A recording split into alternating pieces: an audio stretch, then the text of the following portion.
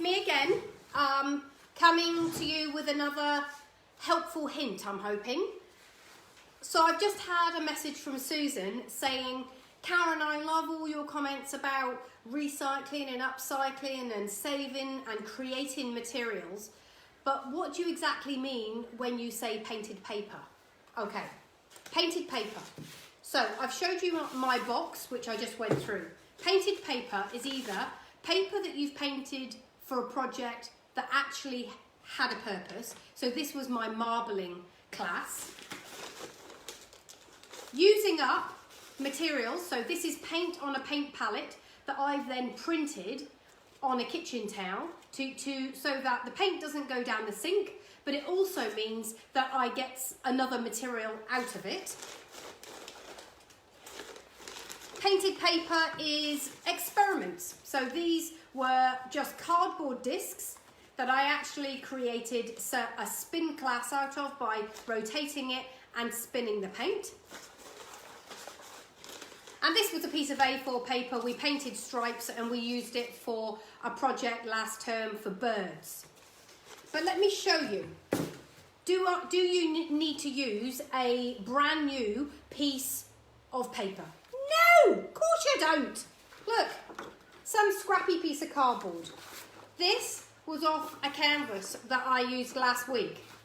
So let's just experiment. This is a list of art materials I've just got for people around the gap because they want to join me for art class and they didn't have any. Okay. Watercolours. These are the sort of cakes that you probably do have or might have at home if you have some basic things for tiny kids. So I just happen to have 3 different colours. Pops, these are your primaries and these are your cool colours. You can get these in IKEA and they are, I don't know, $3 or $4. They're really, really not expensive. Okay, so if you want to make up some painted paper, let's say I make one which is just cool colours. I'm just going to use watercolours. I'm not going to use my acrylics, but if I've been painting a painting class and I've got some acrylics left over, then of course, use them up and create just a sheet. It could be patterns. This one I'm going to do is just going to be coloured, cool coloured blue stripes, okay? And all I'm going to do is use the different colours in the cake to create blue. What this means is that when I'm doing a project where I need some blue colour card, then I've got some already here. I don't have to go to the shops and go and buy blue card to create a project that needs blue card or blue paper. You can get the kids to do this themselves. So if you've got a whole load of, I don't know, household documents, let's say they've got, oh blimey, my children come home from school with buckets of like school books, you know, where they've done their work, and let's say it's changed over or it's not needed next year. And look, some people want to keep all those kids' school books, and I have to say, when Thomas was a little baby and in prep, and this is now, 13 years ago, of course, I used to hoard it all. But I've got 3 kids, and every year they've got about 25 books each. There's no way I'm keeping those, people. But those bits of paper, you do not want to throw away. Why do you want to throw it away? Just recycle it, repurpose it, reuse it, and then get the kids to paint over their schoolwork, and Bob's your uncle, you've suddenly got collage material. So that's a whole sheet of cool, okay? Now, let's use this shopping list here that I've got and do a whole sheet of warm. So I'm going to use my warm palette. The great thing about watercolours is, one, if you're purchasing them, they last so long. They last so long, which means that they're a really good investment. If you've got children, they're a really good investment. They're really worth buying them. You don't have to buy expensive watercolours. You can. Okay, so what's the difference between expensive and cheap watercolours? Cheaper watercolours won't be as bright. They won't have the brightness and the colour quality. But if you're primary or under, these sort of watercolours are absolutely fine. They're absolutely fine. You don't perhaps have as many tones meaning shades or colours. Okay, fine, you don't have as many.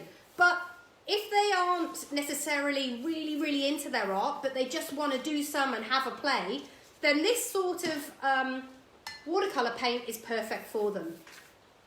All right, so you can see here, I have just made, on a piece of cardboard,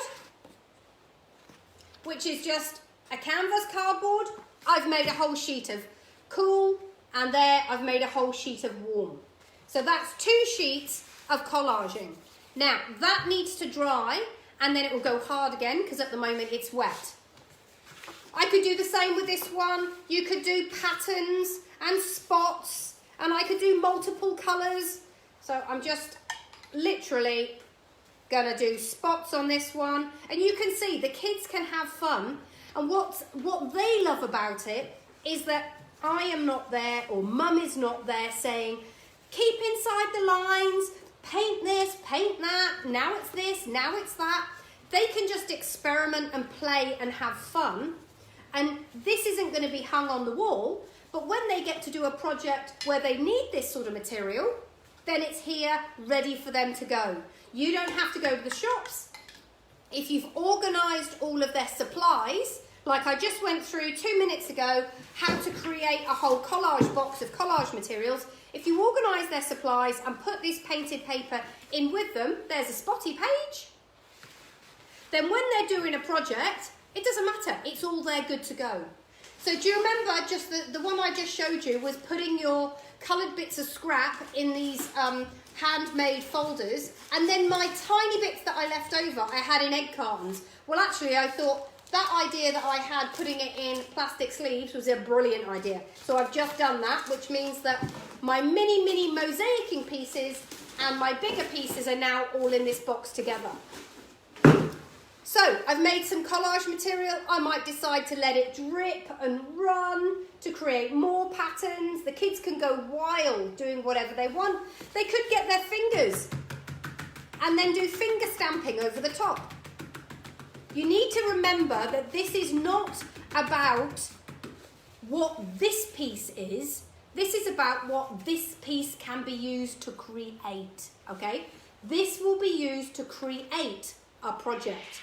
I'm going to make a project out of this for you so that you can understand and see what I mean about how you can use collage materials. Finally, let's say you've got, it's not finally, I've got 2 more to show you. Let's say you've got an old book. Now this is a beautiful old Enid Blyton book.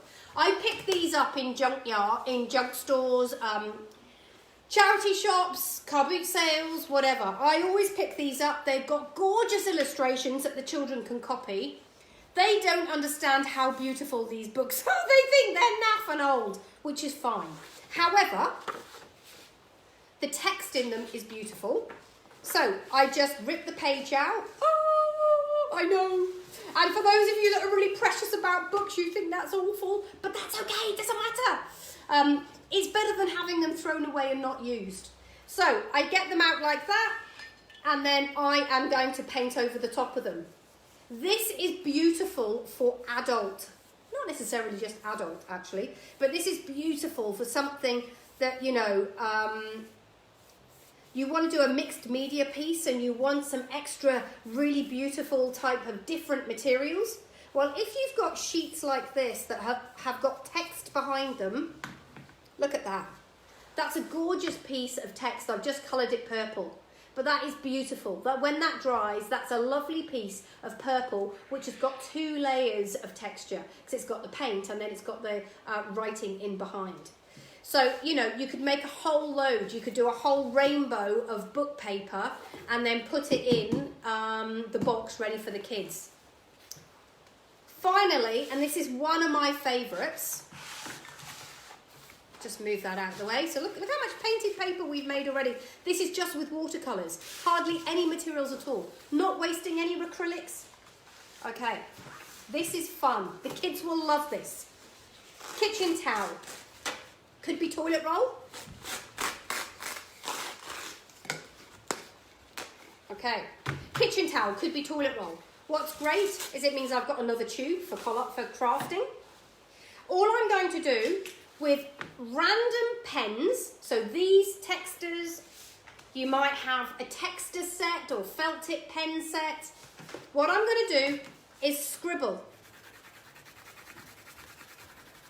I'm going to scribble and create patterns. So for this one, I'm going to do stripes of colour.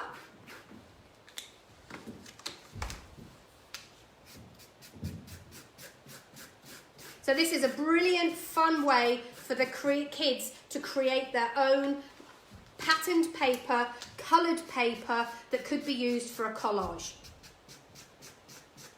This will need to dry because obviously, and the reason why I've got it on a board, it could be a tray from home, a baking tray, a kitchen tray, it could be a mat, a placemat from the dining room. But if you place it on this, obviously this kitchen towel is going to go really super wet in a minute. And when I spray it, it's going to be very fragile until it dries. So I'm just doing some rainbow stripes. The kids could make spots, you could do circles, you could do heart shapes or patterns. I'm just doing stripes just to show you. So I've just used all those coloured markers. And you can experiment. Once they've had a go, they can really experiment with what this is going to look like. Oh, the orange has nearly run out, so let's use blue, dark blue. Okay, so painted paper or patterned paper, kitchen towel, texters drawn all over the top. Then I've just got a garden spray bottle. Spray over the top. And you want to really soak it, and I know that it's going to become super soft, which is why I am putting it on this board. And then just let those colours merge, and you have got fabulous, fabulous coloured paper. Okay? So when we're doing collage, when we're doing art, and there's certain materials that you need and you might not have them, you can really create them at home. You can recycle, you can upcycle, you can paint. So today I've painted on a shopping list. That's a shopping list painted in hot colours. There's a page from an old book painted in purple. I've done a dotty page, which is just out of a piece of an old cardboard that I used for another project. And I've done a stripy page of cool. And that's just out of a recycled piece of cardboard that came on a canvas. So when the kids are in the mood to do art, get them to just do a couple of these sheets of patterned paper, then get yourself a box like this, and once they're dry, you can put them in there, and they have a little resource box that when they want to do some crafting, they've got it all there ready to go. All right? So I just thought I'd show you that, because Susan sort of just texted me and said, I don't know what to do. So there you go. Have a nice Saturday.